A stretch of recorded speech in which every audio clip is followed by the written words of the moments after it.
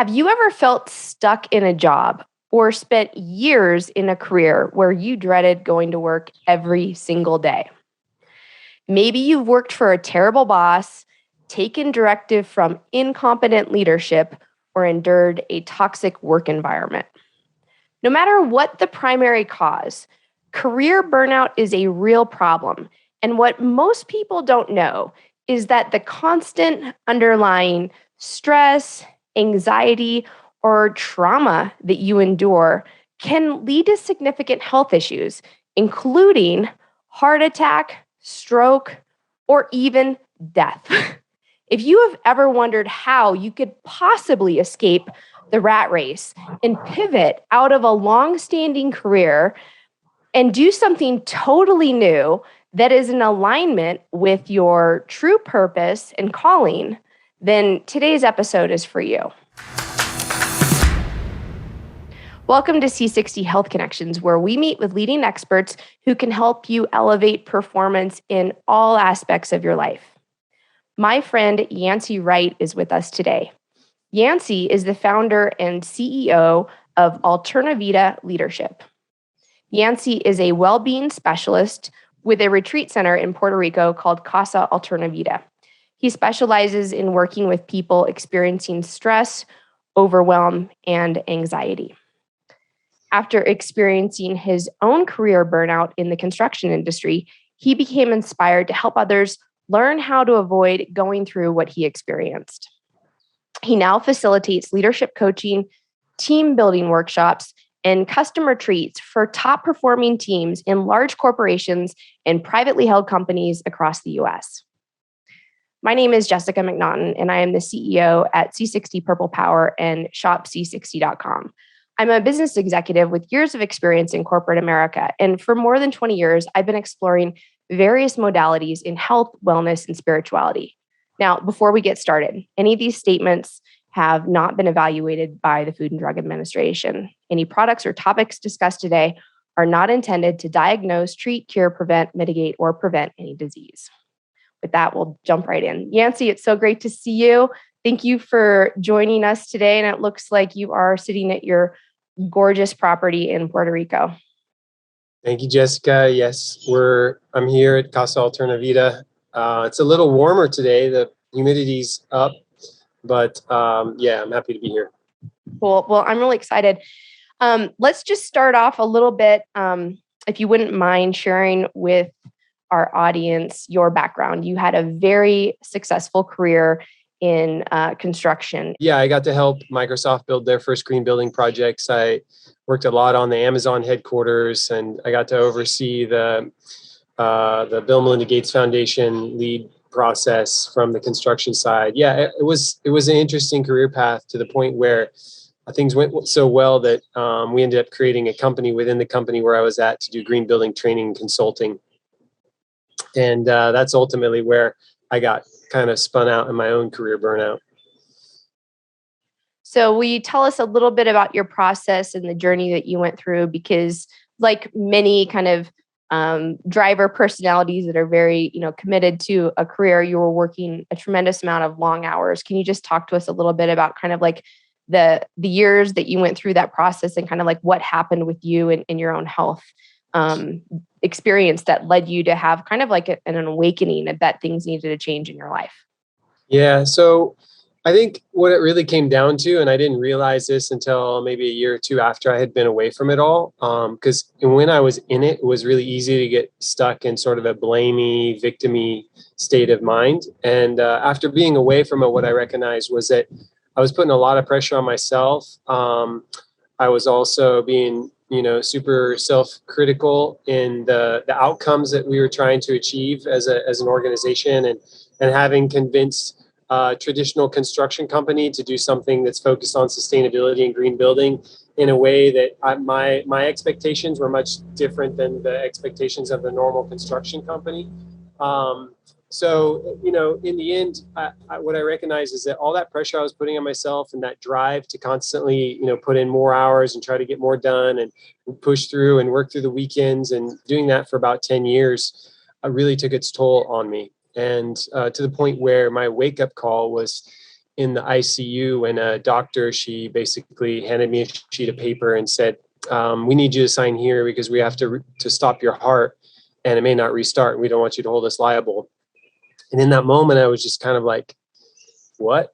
Just in shock about this idea that at age 37, how did I end up in the ICU with my heart stuck in atrial fibrillation and them concerned about me dying from a stroke? How would that happen? And even the doctor after, obviously I'm alive now, but after being shocked with the defibrillator 3 times, the doctor afterwards was asking me, so like, are you doing a lot of drugs or anything? And I was laughing. I'm like, no, I don't do any drugs. Alcohol? No, I don't do any alcohol. Caffeine? No, I don't even drink caffeine. She's like, are you stressed out?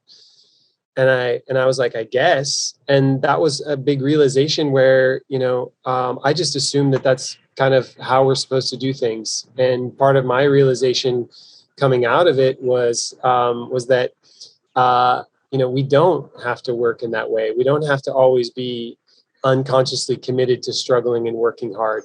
And we don't need to be putting in so many hours to hopefully get ahead, that there's actually much smarter ways to get ahead than to putting in all those hours, because we're far less efficient. Yeah. So that's a pretty scary experience, and also very eye-opening to have that happen at the young age of 37, where you think, you've got plenty of years ahead of you before you start to experience kind of a breakdown in your body. What can you just help us define what is career burnout? How do you define it? Good question. Career burnout's a funny one because, like, when you're burning in a career, I refer to that as the time period where you're just feeling disenchanted. And often I recognize, like for myself, and I see this with other clients, is that they don't realize they're in burnout until they're already burnt. And what I mean by that is that they just lost any passion that they had for their career. And they've gotten to a certain point where they're just ready to throw it all aside. And usually that career burnout point is when there's been so much frustration over a period of time that, and mostly frustration because someone has abandoned their self-care. And so once you step away from your self-care for so many years in a row, or so much time that's unlimited, that the burnout kind of comes on, and you just wake up and start to think, why am I doing this? And you just want to leave.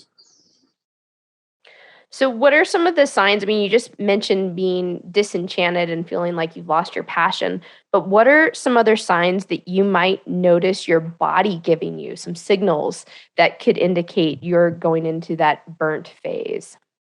Yeah. So for myself, like, I was experiencing hair loss. My hair was graying pretty quick. Um, I was noticing a weight loss happening. I also noticed like being a lot more irritable. I wasn't as pleasant to be around with coworkers. I was just much more short, far less patient. Um, I also noticed kind of like just being impatient with things not moving fast enough, because I was always putting pressure on myself about not moving, not accomplishing enough fast enough. And so those types of things resulted in bad communication, that then it would just like continue the cycle of me being hard on myself and being frustrated with myself, and then that falling into my personal relationship. So my personal relationship was suffering. And so I think the signs are just like a big gray cloud all the way around. um, yeah, it's and you start to see it in your skin color, your skin tone, in many different ways. That makes sense. Um, you mentioned abandoning self-care. Why do you think self-care is so critical for people who are in high stress, or even medium kind of reasonable stress environments? Yeah, it's just like anyone who has an electric car or any kind of electric tools, we need to charge our batteries. And by charging our batteries with self-care, it's like lighting up that inner energy, that inner vitality. And people want to be around you when you're lit up, when you're excited and you're passionate about your work and you're resourced. What I mean by resource is you're getting enough sleep, you're eating healthy, you're getting exercise, you're doing some things, whether it's just 15 minutes to an hour a day, you're doing things just for yourself.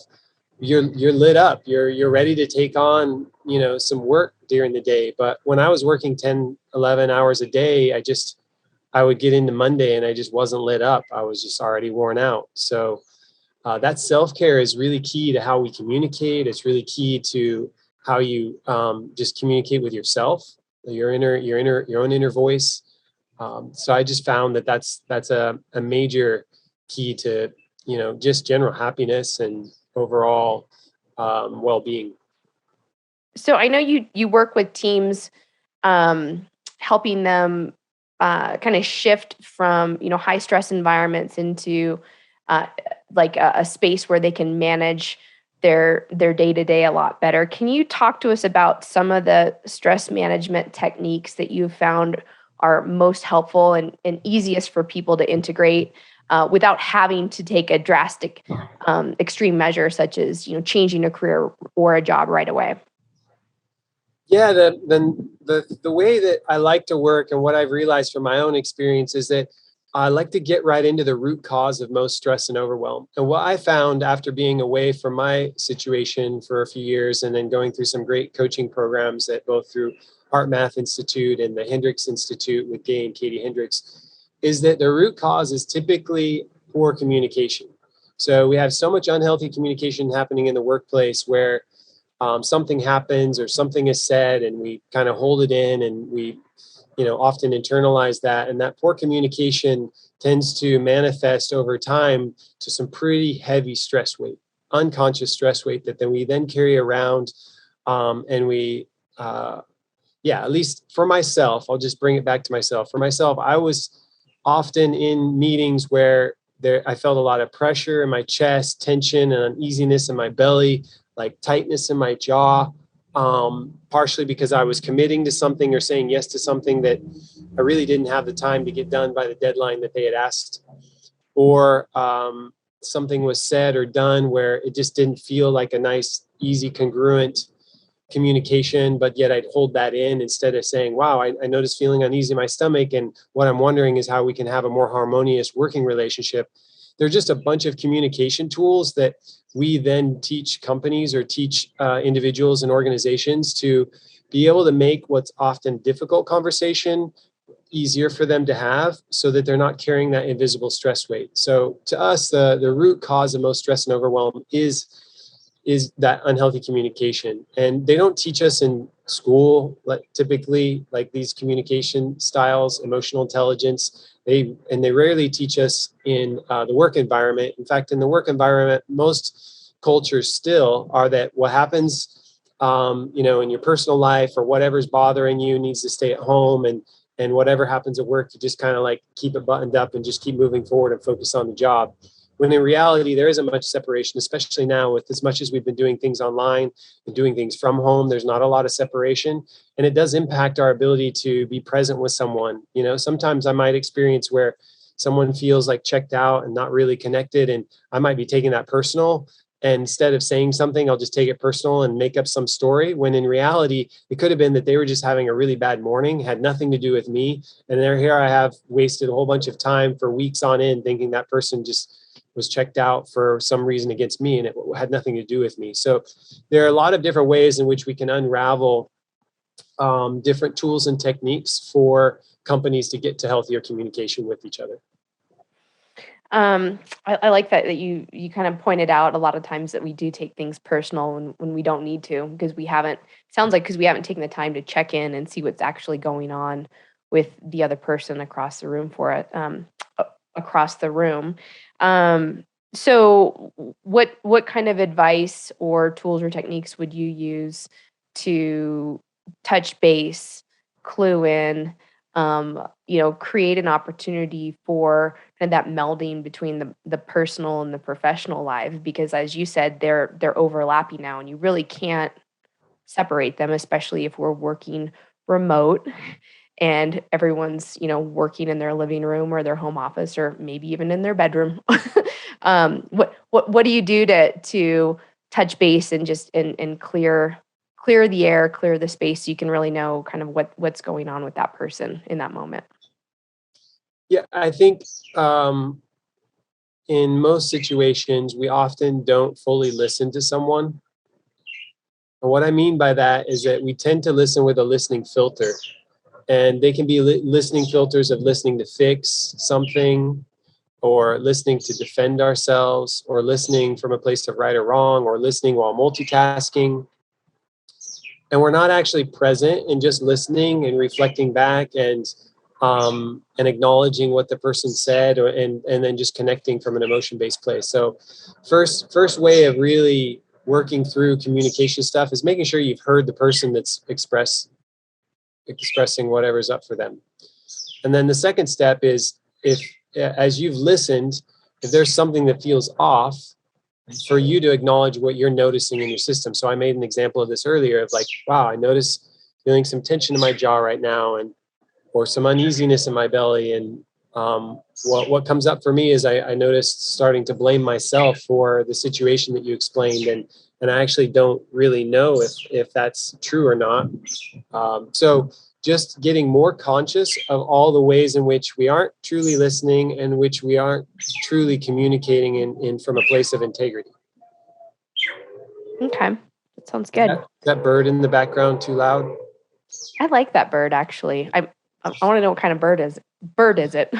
That's a blue-eyed thrasher. It looks like the cat is enjoying watching the bird as well. Sunshine's checking it out. Hey, Sunshine. Okay, so what are some of the stress management techniques that you find helpful? Because you've told us that like active listening is really important. What would you recommend? Like, or should people be? You mentioned nutrition and sleep and self-care, but you look like you're sitting in like a beautiful environment. So what about nature? How does time in nature support us with stress management? Yeah, it's a really good question, Jessica. There's tons of research out there acknowledging how much nature supports endorphin releases that bring us oxytocin, that brings us ways in which we suddenly start to feel more open and receptive and connected. It definitely helps us increase our happiness and joy. There was one study of like 20,000 people that showed that even just 2 hours a week out in nature significantly increases our ability to be more in a joyful state. I would advocate for at least 2 hours a day, if not more. But our surroundings are so key and very underestimated. Our ability to be outside or have a view or connected to the what we call connecting to nature creates what we call a biophilic response. And that biophilic response is the literal endorphin release that occurs. So nature is one thing. Another thing is just our ability to breathe, which it may sound super simple to be able to say, yeah, breathe, but it's that deep belly breath and like fully filling up our belly and our lungs, and doing those deep belly breaths. The Heart Math Institute would say an in breath at a count of 5 and an out breath at a count of 5. That starts to help regulate our nervous system and reset any anxiety we have. I noticed a lot of people I work with that are in sort of low grade, constant levels of stress, they're typically breathing really shallow into their belly, and rarely, if ever, filling up their belly fully in a breath. And so it may sound super simple, but it's a really powerful one when you notice you're tight in the chest or not breathing into your belly. That not breathing in your belly typically means it's a low grade of fear. And so giving breath and attention to that low grade of fear can help reset your nervous system, like I said. Another is movement, exercise, even if it's 10 or 15 minutes. One of the mantras that I've created in the last 4 or 5 years is, when I tell myself I don't have time for something related to my self-care, it's the time that I need to do the opposite. So if I'm like, wow, I really need to meditate for 10 minutes, like before a presentation, if I tell myself, but I don't have time for that, then I take that as a cue that it's now a new rule that I make time for it. And what I find is typically a 30 to 40% increase in productivity for myself. So that 10 minutes of meditation just boosted me in my ability to be far more creative and far more proactive in the way I'm able to, respond, whether I'm teaching a workshop or whether I'm writing something important. So Those are a few things. So like you said, nature, coming back to your breath, the ability to take time out to focus on your self-care, movement, even if it's just simple movement, or just dancing around to your favorite songs. Like dancing is traditionally a really powerful way to increase your endorphins and just get fully into your body, because we've got this amazing brain that we tend to spend all our time in, and we forget the rest of this amazing machine that's holding us all together. What do you think are some of the career and personal life pivots that really help improve overall lifestyle? Yeah, I just had a group here. It was an artist in residency program, a Latin American artist in residency program from Pittsburgh. And they asked me, one of the artists said, "Hey, if there was one thing that you would recommend we change in our lifestyle, what would it be?" And it's hard to say one thing, but as I started to think about my invisible stress weight, what I recognize is that the areas where I would typically carry most stress weight unconsciously is when I was in a career or I was doing something that wasn't aligned with what Gay would refer to as a zone of genius. So if you ever have read the book The Big Leap by Gay Hendricks, he talks about the zone of genius. Or if you're familiar with Gallup, they would talk about your strengths, those naturally given talents. And so when we're doing jobs that aren't aligned with our zone of genius, and by zone of genius, I would define that as you can't wait to get out of bed in the morning to do it.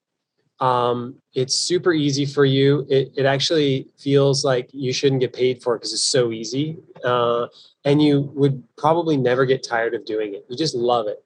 And so one of those things for me is like strategy and supporting companies with strategies around how to integrate and start to shift a culture of well-being, and the strategy of helping them communicate to their employees in new ways that reduce their own stress. So for me, it's strategy, but for many others, it's a matter of understanding what your zone of genius is or what your naturally given talents are, and making sure you're spending as much time doing those as possible. Because when we're trying to do things that are like the things for me, like accounting, I love the end result of accounting and looking at numbers, but I don't like the day-to-day processing of invoices and receipts and just dealing with all the day-to-day accounting stuff.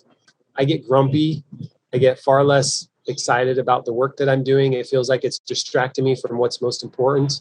Although, accounting is very important.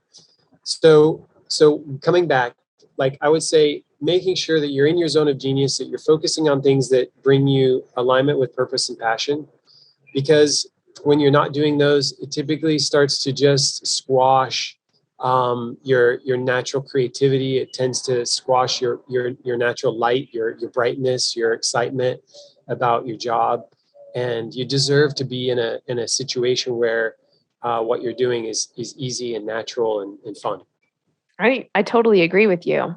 So how do you, if you don't know and you've never heard about this concept of zone of genius before, how would you start to get clarity around what that is for you as an individual? Yeah, so one way is to go and look at Gallup Strengths Finder, and that one is more about your strengths. And do the test, and you'll find out what your top 5 strengths are. Those are your naturally given talents. And so that's one approach. Another approach is to get Gay Hendricks' book, The Big Leap, and to read about your zone of genius. And another is, to find other people that are doing what they love and that they find is really super easy. Because if you find a peer in your organization that just seems completely in their joy and they're showing up, they're doing their work really well, and they just seem to be at ease and in flow, find out what it is that brought them there. That's good stuff. Talk to us a little bit about how you said our environment is so critical, and being in nature is really important. But we are all now dealing with kind of like overwhelm from too much technology, I think. And so, can you talk to us a little bit about kind of like the importance of potentially a detox from tech, in order to better balance and manage stress and anxiety and overwhelm? Yeah. Part of the reason why I created a retreat center here in Puerto Rico, why Casa Alternavida exists, is for exactly that. Because a lot of the burnout is because we're not taking time to detach from all the devices and being on all the time. And so coming here for a retreat gives people that opportunity to unplug, and that ability to unplug feels awkward usually for the first day to 2 days, depends on the individual, because you've got this sort of like ghost reaction of like, where's my device? Like, I need to check. There's this weird thing that goes on. And then connecting to nature, where a lot of people that come here haven't gotten their hands dirty in a while, or they just haven't been muddy in a while, or they haven't been playing. And so many of those things are what typically recharges us in a way where when we come back to our work, we see things in a different perspective, and it's so much easier to solve problems, so much easier to get to solutions at that point. And so there's some weird things around, like literally putting your hands in the soil and the bacteria associated with the soil. That's, your skin is the largest organ. So if you're getting soil on your hands or on your mud on your legs or whatever, your skin is absorbing those minerals and nutrients. And there's a lot to that, because we were designed as humans to always be working the land and growing our food and working with, harvesting our own food. And so that's part of what we like to do here, is teach people how to reconnect to that. We often harvest, whether it's mangoes or plantains or pineapples or different things that are growing here on the property, and put them in the food and teach people how to connect with where that food comes from, because we've lost that connection. We're so stuck to our devices that some people don't even know what a passion fruit looks like, or what a green plantain looks like, or there's just so many things that people aren't really aware of that we like to reconnect them to, because that helps them in return reconnect to themselves, and then get curious and come back to this playful, open state of mind that brings more joy to them. That's awesome. So do you have any recommendations if you're not able to travel to Puerto Rico and you just want to start where you're at in your home, about how you could potentially do a daily tech detox? Yeah. So one of the things we recommend is creating some rules around the dinner table for families, creating a time to unplug at the end of each day, optimally 2 hours before you go to sleep, because still being connected to your devices and the light from your devices is really unhealthy for your sleeping patterns. Ideally, if you don't work on the weekends, getting some clear agreements with your coworkers around just unplugging for the weekend, and unplugging from even family members. Like, just let them know, hey, I'm going to take the weekend off. And so if you try to call me, don't be worried. I'm just going to unplug. And so those are opportunities to create an environment for yourself to really reintegrate.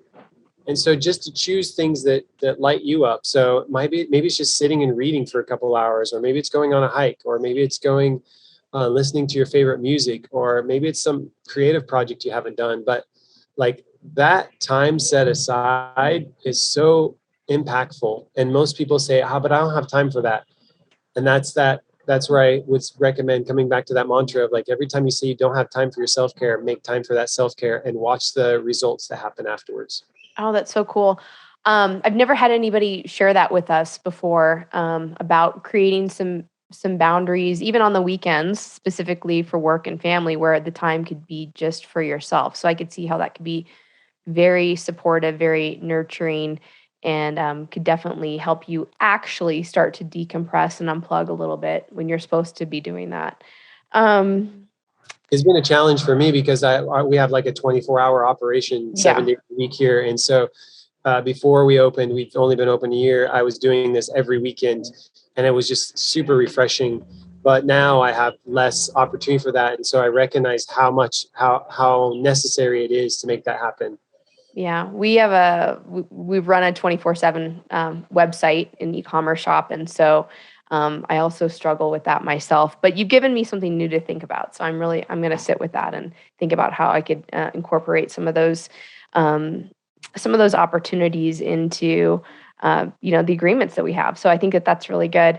Um, what do you think about how much time do people need every day? You've mentioned that relaxation, exercise, and play is really important to keep stress and anxiety and overwhelm down. How much time do you think we need every day to do those things?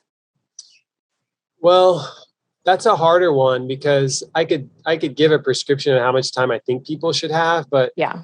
the reality is that most people think that's too much, that they don't have enough time because there's an unconscious commitment. Like I said, I had for myself an unconscious commitment to struggle and working hard.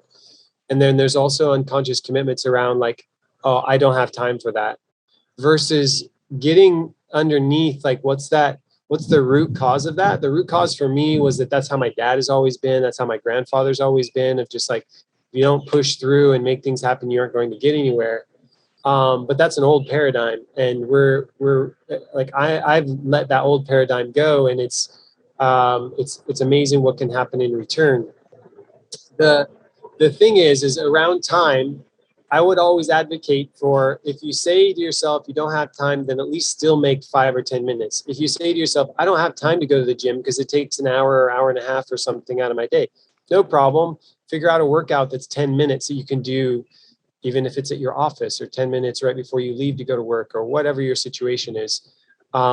If you don't have time to go out in nature, then figure out a time when you have a phone call or a Zoom call and ask to do it as a phone call and do a walk while you're talking. Find time so you can do them in little incremental chunks to start with. Like meditation, some people are like, but I don't have time to meditate for 45 minutes or an hour every morning. I do. I have been doing that for at least 7 years. No matter what, I'll make 45 minutes to an hour to do first thing. But I didn't start that way. I started with maybe 10 minutes. And slowly developing it as a habit is really what's key. And then you can start to add more time on, especially when you see the results. Like I see the results every day when I take an afternoon, what I call meditation nap. Even though it's only 12 to 15 minutes, it's super powerful for me to just come back at things with a refreshed perspective. I appreciate that so much. You teach a lot about conscious communication, and you help people and teams have healthier relationships through communication.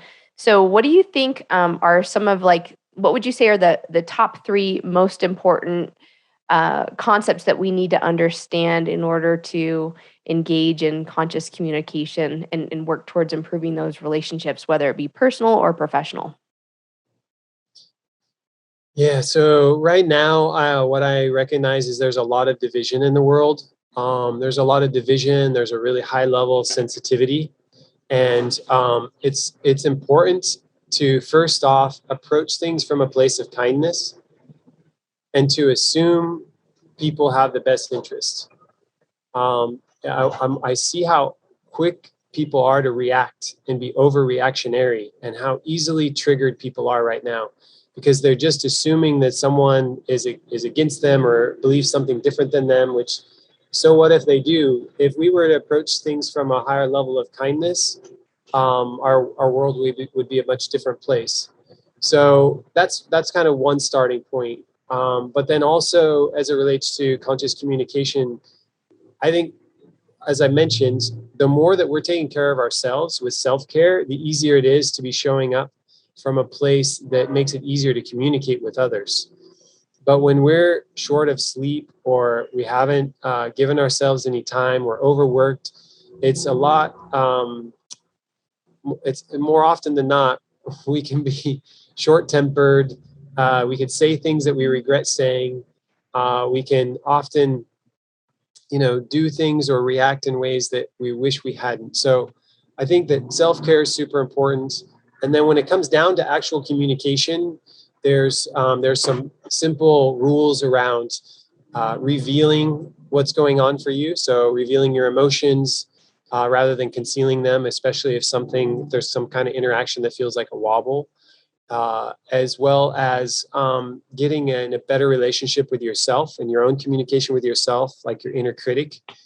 And there's a lot that we could go into around the inner critic, but I often find that while some people will say they're not critical of others.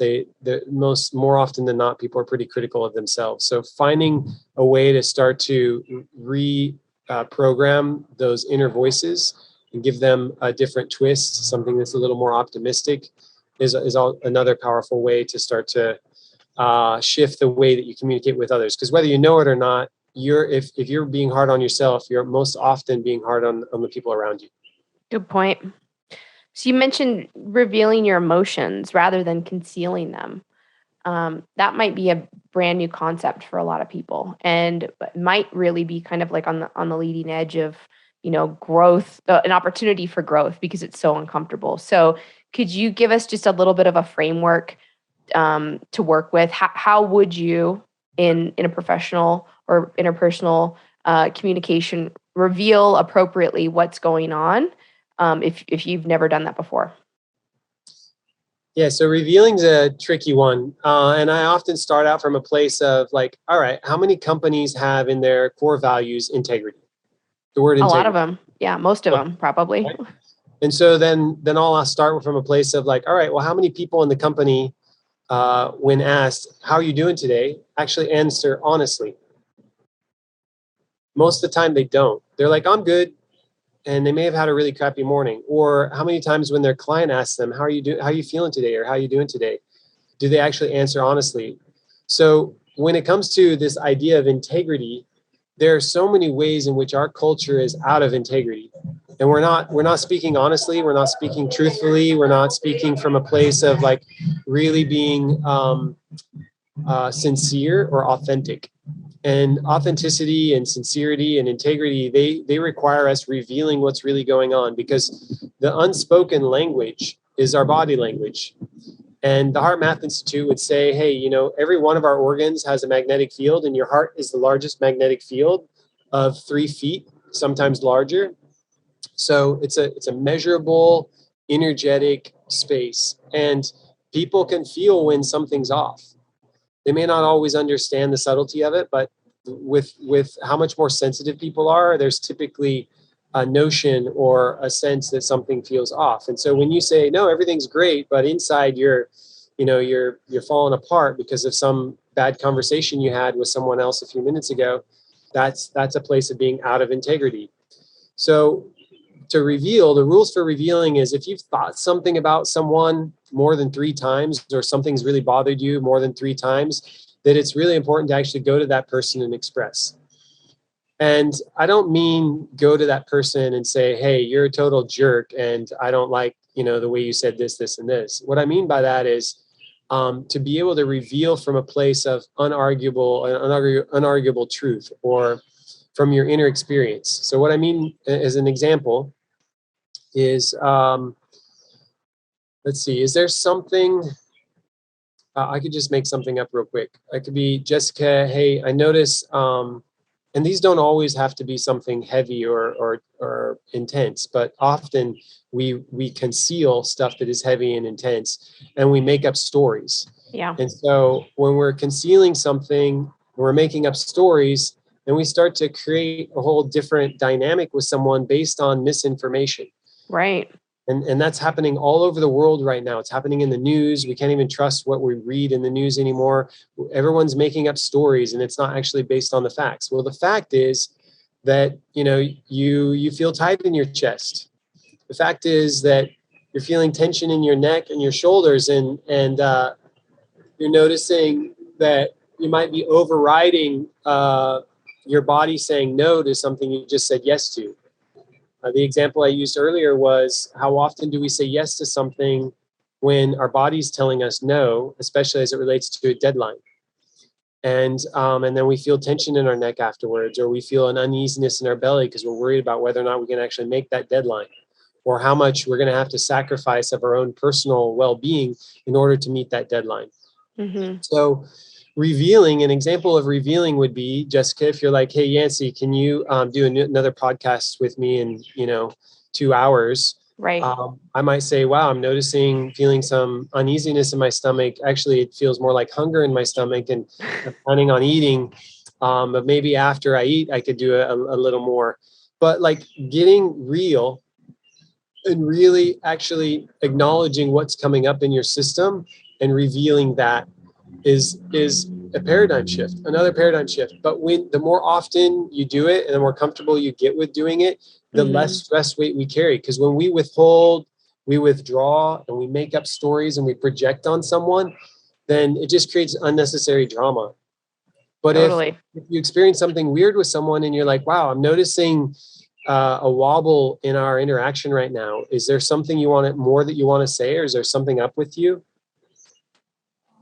That gives an opening for deeper, more authentic conversation.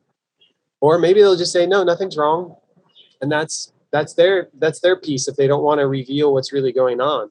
But at least you get to reveal, like, wow, I'm noticing kind of something feels off with how we're interacting. Or you can just say, wow, I'm noticing feeling really triggered by now with what was just said. And it may not be about you, but I'm feeling a little bit of a trigger, and I'm feeling a little bit like an emotional charge right now. And just simply verbalizing it starts to change the energy between with you and the other person. I'd like to dive into that a little bit more, if you don't mind, because you mentioned that, part of the challenge, and I think this is a huge issue for everybody around the world right now, because you mentioned the division and all the heightened sensitivity, and people are easily triggered. And the example that you just gave was, getting triggered. And I agree with you. I think that we should always assume positive intent with the person across from us, unless you have cause or reason not to, unless they have a pattern or a history or have shown you, X, Y, and Z examples of, reasons why they're not going to be, showing up in an appropriate manner. So if you are focused on revealing things about yourself, and part of what you're revealing is that you're feeling triggered, how do we reveal without contributing more to this kind of epidemic of constant drama, like you just talked about? Because we don't want the unnecessary drama. So I try to not even personally use the word triggered, because like everybody seems to be triggered all the time. Like, how do we put an end to it where we can just acknowledge how we're feeling without it being like so freaking important? Yeah. So do you have an example of something that triggered you recently? I have something that I can share with you that happened yesterday. Okay. I had somebody drive by my house yesterday and vandalize my property. So front of my yard. And so I was like, wow, interesting. Don't know why. I know it has nothing to do with me personally. Whoever did it doesn't likely know me. So I don't, I could be triggered, but I was kind of perplexed, and just thought, gosh, what a weird situation. And I didn't really know what to do with it beyond that, other than fix the thing in my yard that was destroyed. That sucks. In that situation, it's harder for you to have an interaction with that person because it was something that was done to you and then they ran away. They took off. In an example where you're having an interaction with someone and you feel frustrated and you kind of even notice your blood pressure rising. Yeah. The goal is to catch yourself before you react. And so it takes practice. And I still, have moments where, I've already gotten triggered and reacted. But the goal is to catch yourself. And one of the ways that I can catch myself is to actually notice what's happening in my body. And if I notice an uprising of like tension in my chest, or if I really feel sort of triggered, then it's better for me to say that than for me to react. Because if I react, then whatever words come out are typically coming out from a place of anger and being triggered. And so those words are not often as effective as just acknowledging that I feel triggered, or I feel frustrated, or I'm noticing some, like a lot of tension in my system. And even though a lot of people are triggered right now, I find that just simply stating that and stopping there and then taking a deep breath after it is going to alleviate or reduce the amount of drama that continues. Because speaking an unarguable truth or speaking about your inner experience is an opportunity to end that drama. Because in the triangle drama, you have a villain, a victim, and a hero. And, if someone says something that triggers you, then you're seeing that person typically as a villain, and you're a victim that's feeling triggered. And then if there's another person, or if you try to shift into a place of like speaking back at them in an aggressive way, then all of a sudden you become the villain and they become the victim. And then one of you might try to step into the hero and try and fix the situation, or it just keeps bouncing around in drama. So the key is to really just stop that and being like, wow, I feel really, tight in my chest, or I feel like really sad right now, or I'm feeling like I just want to stop and take a breath. Because what I'd really like is for us to have a harmonious conversation, or what I'd really like is for us to be able to be at ease with each other. And I'm feeling so much tension. So you don't need to get into the he said, she said, or pointing fingers or blaming, but just really acknowledging what's going on for you. That becomes another paradigm shift that just kind of stops the escalation of conflict. Mm-hmm. Thank you. So how do we create a daily practice to support our well-being? Do you have any advice for us on how we might be able to do that? Yeah, the common thing is that people want to change a whole bunch of things at once. So I would recommend changing just a couple of things and then developing those first as formal habits before you jump into changing something else. That's great advice. The starting point is different for everybody. For some people, it may be that they haven't been eating very healthy for quite some time. Or for some, it might be that they just haven't been getting good sleep. Or for others, it might be that they're just having a ton of stress at work, and they're having communication challenges, and they're feeling alienated, and they don't feel like they can say anything without conflict being generated. So there's a lot of different ways. If it's communication stuff and you can find access to a great coach, that would be one way. If it's health stuff, like you're just feeling super tired and you want to look at maybe your nutrition or how you're eating, that there's so many different access points. There's a lot of good resources out there. What I found is that there are fewer resources around the healthy communication side. That's why I dove into creating a place for people to come to and learn some of those tools. And then that's why I like to work with companies, is to help them develop those tools so that there's a different approach, because there's all kinds of companies that are creating running challenges and exercise challenges and weight loss challenges. But I think that the root cause of most stress and overwhelm, like I said earlier, is that unhealthy communication.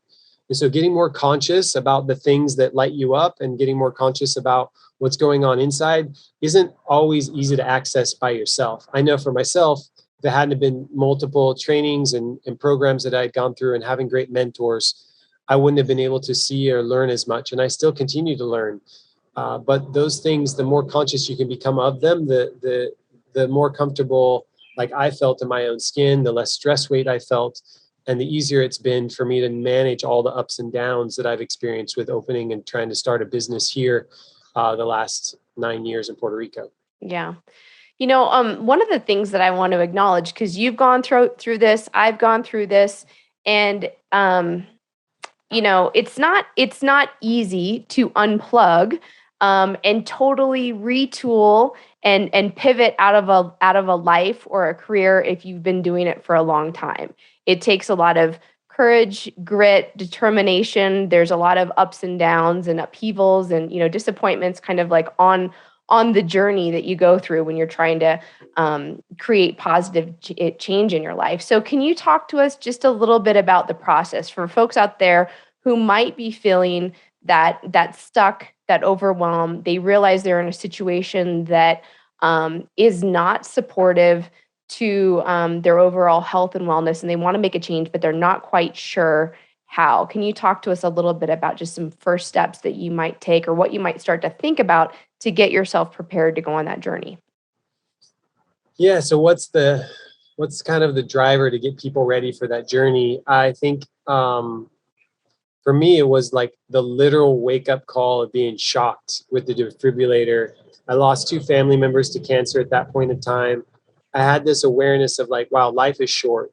And if life is short, then what would I do different? And so one of the things is for people to look at and acknowledge, like, how much time do you really have? Like, based on averages. And if you only have so much time, what is it that you have been putting off changing, and why are you delaying changing it? Because yes, there's risk. Yes, there are challenges with changing a career, but I feel so much more fulfilled right now. I feel so much more comfortable in my own skin.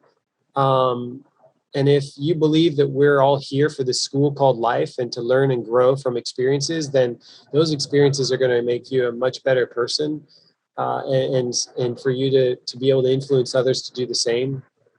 I know that it's hard to make that initial jump, but for most men like myself, like, I typically wouldn't fix something until it's broken. And so for me, something was broken and I was ready to make that shift. So I can't say what it's going to be for everybody, but the light bulb will come on and someone will be inspired. I'm not saying that everyone needs to quit their job or stop their career. But it is helpful when you can get a really good coach or get really good support or take time away to reflect. It is helpful to then come back at that situation with a fresh perspective. And you may continue on that career path, but just from a different frame with some new tools so that you're not creating as much stress for yourself, and so that you're able to enjoy more and start to create new boundaries of, like, how much time are you giving yourself every week for self-care? How much time are you doing that daily? How are you then noticing the difference, and how are you going to then make that commitment moving forward as you notice the difference of just adding 1 hour of self-care time to your agenda every day? I think that's great. So you don't necessarily have to just jump right in and make a decision that day. I'm leaving, I'm out of here. You can start taking care of the basics and creating new habits and making new choices that support your overall well-being while you're there. And then while you kind of transition and go through the process of thinking about what you'd really like to be doing next. I think that's really good Yeah. advice. I mean, that's part of why I created what I created, was to try to help people from going through the same learning curve that I went through, which is, you don't have to end up in the ICU to then realize things need to shift. If I would have had the proper support while I was at my job, of really helping better understand my own inner critic and helping understand how much I was putting pressure on myself and learning to regulate the amount of hours I was working and developing better tools, maybe I wouldn't be here. I'm glad I'm here, but it doesn't need to be that people follow the same pathway as I do, especially if you can get help instead. Yeah. In that I've learning. been to your property. It is so beautiful. It's 5 minutes from the beach. And it was built with such thoughtfulness for the people that are experiencing the property, but also for the environment that you exist in. Can you talk to us a little bit about the space that you've created at Casa Alternavida and kind of what you offer both for individuals and also for teams who are interested in um, taking a moment to slow down, to regroup, to reflect, and to decompress from the intensity of the lives that we all lead. Thanks, Jessica. Yeah, I mean, after the experience that I went through, and then going through my own learning process, I recognize that people don't get that chance to take time off and connect to themselves and connect to nature. So I wanted to create an environment for just that, so that people could come and experience an all-inclusive opportunity to unplug, an opportunity to, because travel, especially now, is much different, where people are looking for experiences that have meaning, that are more authentic. And so that's what we've done. It's just a small space. It's a total of 9 bedrooms, 9 bathrooms. And, we work with corporate leadership teams that want to do a deep dive with their corporate leadership team. And maybe I'm supporting them with some of their strategic planning, or I'm supporting them with a particular area that they're struggling with. But a lot of that support is by teaching them things where nature is a great model or great metaphor. So we might do a whole conscious listening exercise out in the rainforest, or we may do a whole piece around 100% responsibility, but we're drawing circles in the sand down at the beach and learning how to process emotions in the waves of the ocean. So it's a different approach, but I really focus on leveraging nature to support that team building and support those leadership retreats. In addition, for individuals and couples that want to come for the all-inclusive experience, we basically have a nice agenda, an arc of an experience for people. You let us know with the online survey what your intentions are, what your needs are. And then every morning at sunrise, you get to go up on the rooftop overlooking the rainforest and do a morning movement class. And then afterwards, you have a breakfast. We only serve farm to table organic meals, and we focus on making Puerto Rican cuisine super healthy, cooking with things that grow here on the island or things that are growing on the property. So you have an amazing breakfast. We'll take you then on a nature adventure, and we'll focus on the intentions that you've set. And then after you get back, we'll have an amazing lunch. And then afterwards, you get time to rest, relax, read a book, sit in a hammock, or maybe you schedule a massage. And then we'll have a meal, and sometimes we'll do something up on the rooftop, or we'll do a fire ceremony or a cacao ceremony, or different things to just kind of deepen your experience and connect you to the land and connect you to yourself. But overall, every day is a different nature adventure. Because it's not a big space, you're not going to be in some giant tour bus, and it's about connecting to the unique things. Every room has its own nature spirit. That may sound weird, but every room helps teach people that are in the room what that energy of a dragonfly is, or a hummingbird, or a hermit crab, or whatever room you end up in. Every room has a nature spirit, and we've collaborated with a local artist who painted these gorgeous murals in each room. And so this was an old abandoned house that I took through a remodel process, a transformation process, much like I went through a transformation process to create a space for transformation, for people to come and unplug and prevent themselves from going through the career burnout that I went through, and to get refreshed with their perspective. And so sometimes that's as a couple, as an individual, or as a company. Either one, we love seeing people here and helping them enjoy time in nature. I had the honor of getting to spend about a weekend there, and I can say that your chef is amazing. Probably some of the best, most delicious, nutritious, organic food I've ever experienced. It was just really phenomenal. And the people that seem to be attracted to your facility, there's some kind of interesting synergy there. I met some really wonderful human beings. And with the 40 plus LEED certified projects you've built, you did not skip any attention to detail.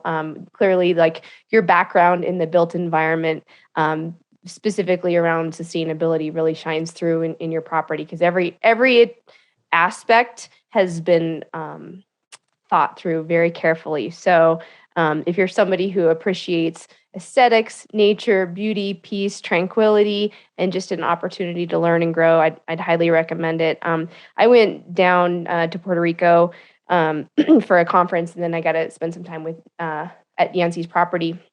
And I was struggling with something in my mind that I hadn't been able to get through. And I went through some workshops with Yancy, and he really just changed my mind. And it was really nice to have a different outside perspective, kind of challenge my thinking. And it was truly a transformational weekend for me. So I appreciate that. And I'm very grateful to you for the work that you're doing.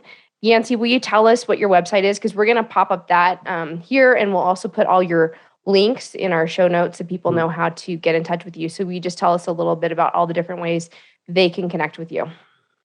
Thanks so much, Jessica. I'm glad you were able to make it down here, and it was fun doing that coaching session out in the rainforest with you.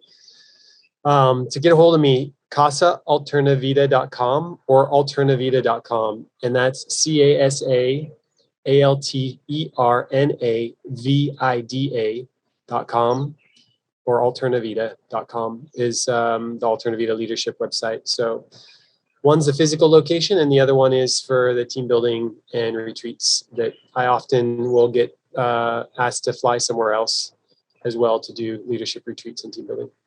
Okay, great. Yancy, thank you so much.